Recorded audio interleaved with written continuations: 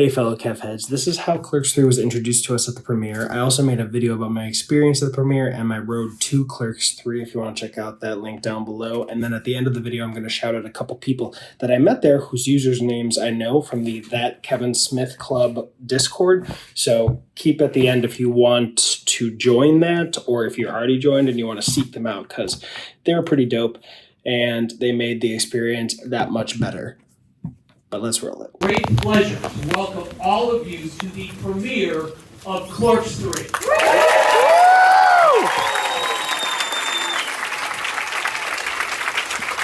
I love this movie.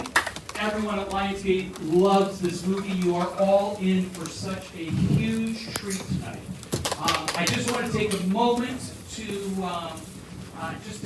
say that it is, I'm a geek before I started working in the studio, but I'm a die-hard geek and I've been a huge fan of Kevin's work for decades.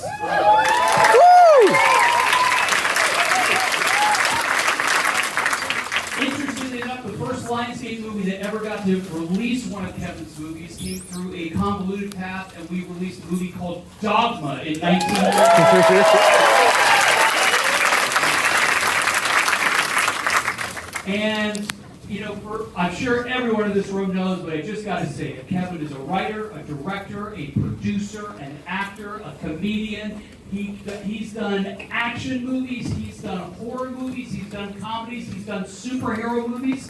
It is incredible, all that he does. But the one thing that I think is most amazing is that in 1994, when he made a black and white movie called Clerks, he knew that he was going to be making a trilogy and several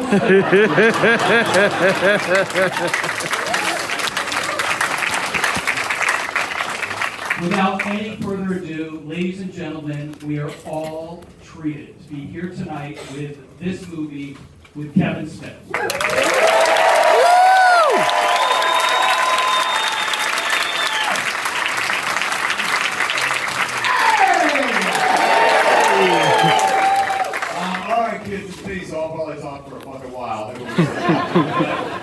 Thankful to be here, ladies and gentlemen. It's a long time coming. I've been answering a lot of the same questions for the last few days as we do press and stuff like that.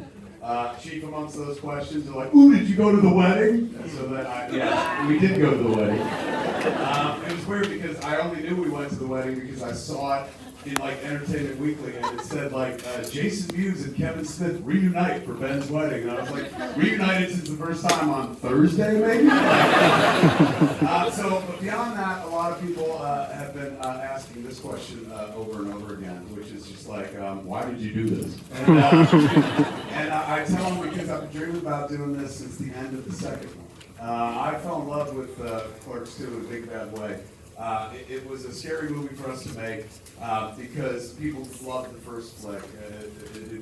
At that point, by the time we made Clerks 2, Clerks had already achieved cult classic status.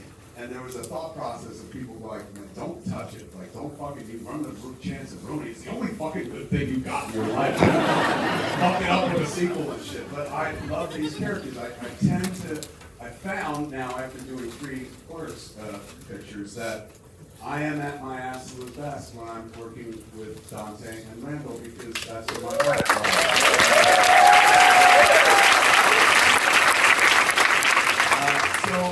we don't, most people, like, if you look up, it's the 4 dudes on the poster. Most people think of Clerks, of course, as a guy movie because it's about fucking guy clerks and stuff like that, and it was made by a fucking guy and shit. But I need to stress how there would be no Clerks 3 without 3 very important women that I would like to bring up. I'm going to bring up a bunch of people to get comfy. Back when we were on the Jane Silent Bob Reboot Roadshow tour, I had such a great time. Like every night, it was like going to church where I was both the priest and Jesus at the same time. Like being the celebrant and the celebrated. And I was like, oh my God, if they like this shit, what if I brought a Clerks movie on the road? That'd be amazing. So on that tour, like that's where I started thinking, like that's what we're definitely doing next. I've been trying to make Clerks 3 for the better part of 10 years and more, but at that point I was like, look man, I lived through the fucking heart attack, Reboot has went well, we now got a formula that works for like taking the movie out on the road and stuff. That's gonna be next in 2020, bitch, here comes Clerks 3. And then we went home and everyone got sick, and years later we finally got to do it and stuff. But while I was, before I wrote it, before I started writing the script, which was January of 2021, and we were shooting by August 2021, so thank you, Lionsgate. Before I wrote that, I was working on a Mallrats 2 script, and Liz, one of our producers, and she worked with us, of course, on Jane Silent Bob Reboot, she was like, you know, I guarantee you, like, if you keep talking about Clerks 3, I was like, yeah, I want to do that. As soon as we're done with Mallrats, that's what I'm doing. She goes, bet you if you write Clerks 3, I can get that made before Mallrats 2. And I was like, why? And she's like, because over at Universal, they realize your script is neither fast nor furious. So, there's a chance we could do some real work out there with the Clerks picture. So I was like, you're on. And I wrote it, and goddamn it, if she wasn't fucking right, man.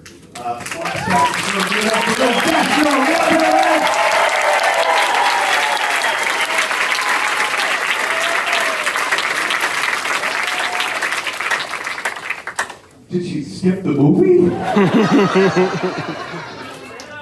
Get up here, you were coming up, man.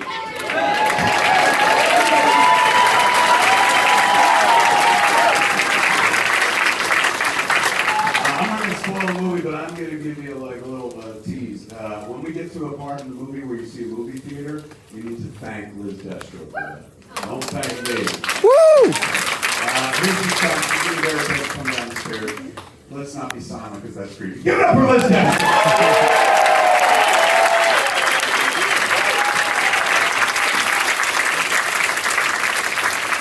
Her partner and my partner in crime. The person that I'm always like, I want to do some shit. I got an idea, dopey thing I want to do. And she's like, okay. And literally makes it happen. I've been trying to make Clerks 3, honestly, like ever since we ended Clerks 2, I've been thinking about it, but I've been actively trying to make it for, I think it's going on 12 years at this point. So we finally got to make it because I got somebody who I work with who makes all my fucking dreams come true. Mercifully, she has incredibly poor taste in men. She married a friend of mine, and that put her into our world, man. Give it up for Jordan Monsanto.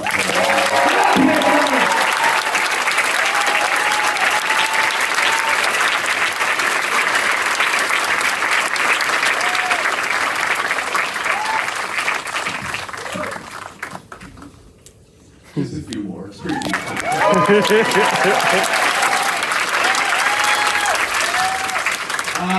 And the third woman in our triumvirate here, man, without whom none of this happens. We made a flick a couple years ago. This Jane Silent Bob Reboot Roadshow picture, Jane Silent Bob Reboot picture. We took it on the Jane Silent Bob Reboot Roadshow tour. When it was done, it went to home video. Lionsgate had the home video and stuff, and they sold enough Blu-rays and DVDs that they told Liz, like, hey man, like, if you guys got more of this Jane and Silent Bob bullshit, and it's fucking cheap, we'll do it and shit. I was like, we do have more of that bullshit.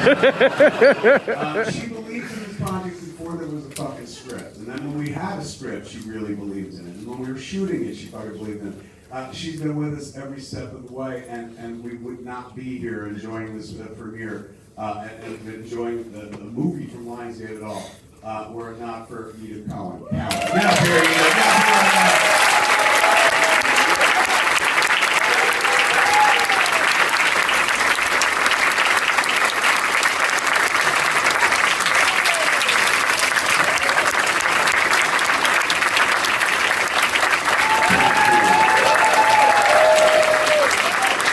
You guys are learning. You're keeping the applause going.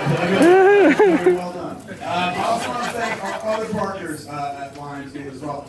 You met Jason, of course. Please give it up for Jason Constantine. Give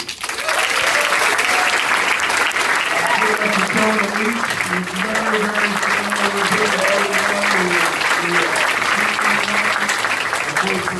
and give it up for Adam Sorensen, please. when you think about making a movie, like, I don't care what filmmaker you are, part of the process in the very beginning is like, what will the poster look like? What will the marketing be like? How will they sell this movie and stuff? And Lionsgate has done an incredible fucking job. I had no notes whatsoever throughout the entire process. It was just as if the campaign was put together by hardcore fans, and it turns out that that was very much the case.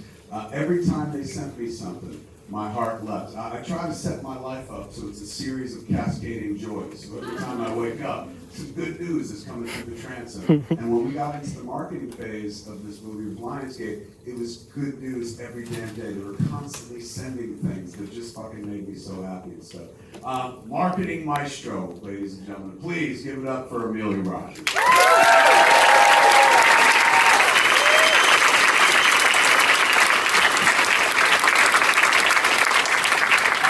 We did a junket yesterday for the first time. I haven't done a movie junket like since Cop Out, and I didn't even do that one because like I got thrown off the you know. So it's been like over a decade since we did a junket, man, and Lionsgate was really kind enough to set up like a junket for it. We felt like a real grown-up movie yesterday, so it was very fucking cool. Give it up for our Prince of PR, man, Alex Kidder. Give it up for him.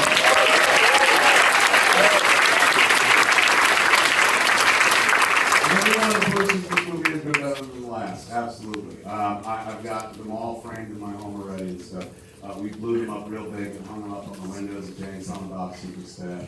The first time I saw even the designs for them, like pencil sketches of the posters, I was like, man, they're early on to something here. And every time they delivered, it was absolutely wonderful. Please give it up for our Pope of Posters, man, Aaron Gershon.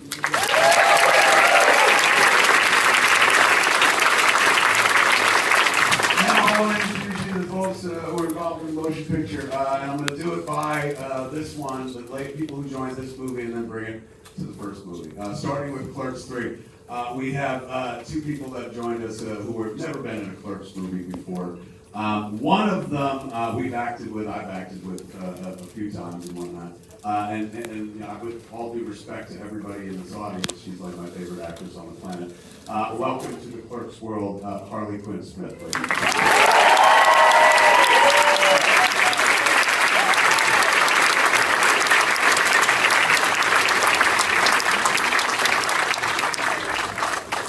Or don't, yeah, come on down. You can make it down.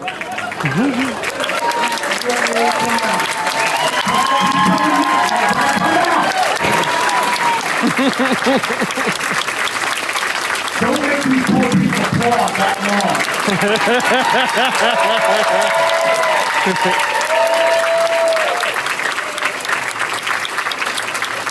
I will.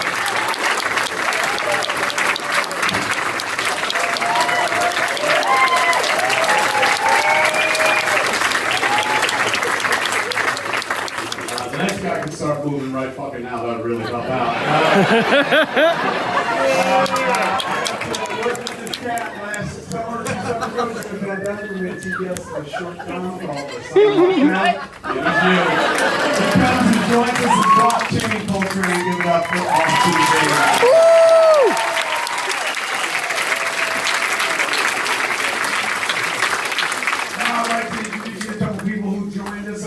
For Clerks 2, number one, give it up for the person without whom Dante wouldn't have had the choice to make in Clerks 2, and without whom I wouldn't have sex on a regular basis, man. Give it up for Emma herself, Jennifer Schwalbach.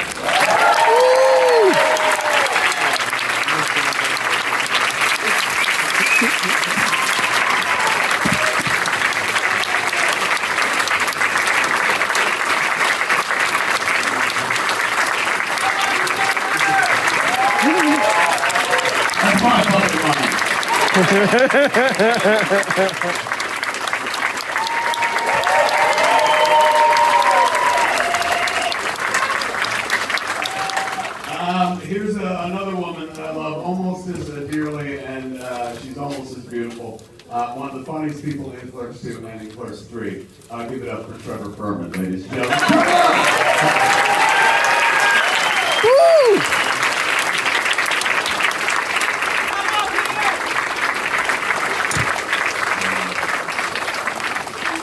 You're not even talking, you've done enough. All right. He's with us in spirit. And she was our absolute angel in Clerks 2, ladies and gentlemen. And in this movie, she's an absolute angel as well.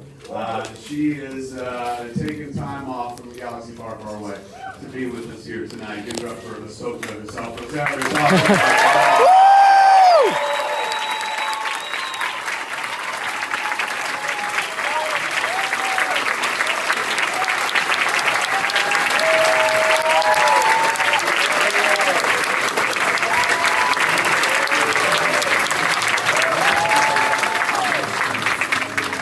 Okay, those are the Clerks 2 kids, and now to the Clerks kids, ladies and gentlemen. These are the architects of Clerks with me, the co-architects, without whom I got dick. I just got a script, 164 pages full of dick jokes set in the convenience store. Unless I had these people on my side and in my corner. They were all there for Clerks.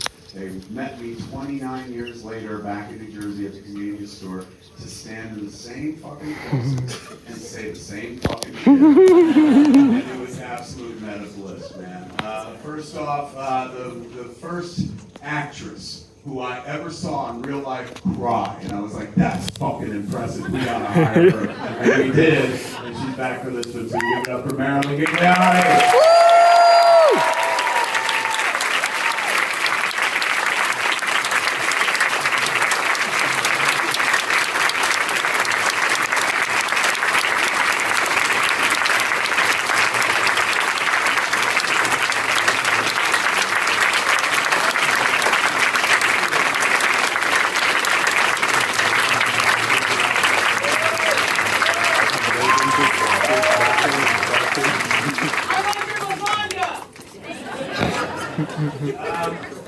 Jason, of course, Jason is the man I stand next to professionally, personally for the last 30 years and stuff, is here, but he had to go take his kid home. So he's not here right at the moment. He is here though, but he's not right here in the room and shit. But he gets a lot of fucking credit. Don't worry about him.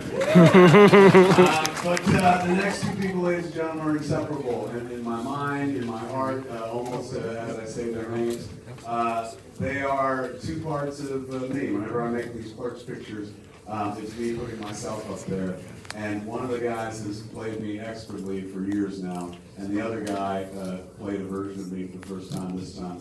They're two of my favorite actors on the planet who absolutely bring out the best in me as a filmmaker. Please welcome Dante and Randall themselves.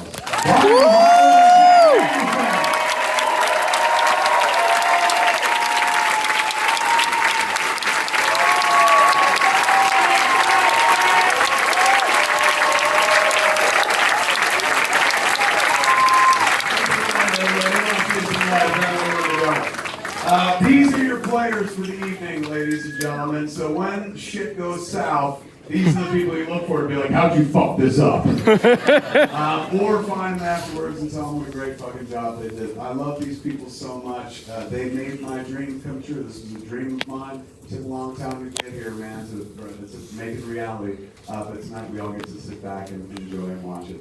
Thank you to everybody standing up here. Thank you to everybody sitting down here. Let's rock the movie, man!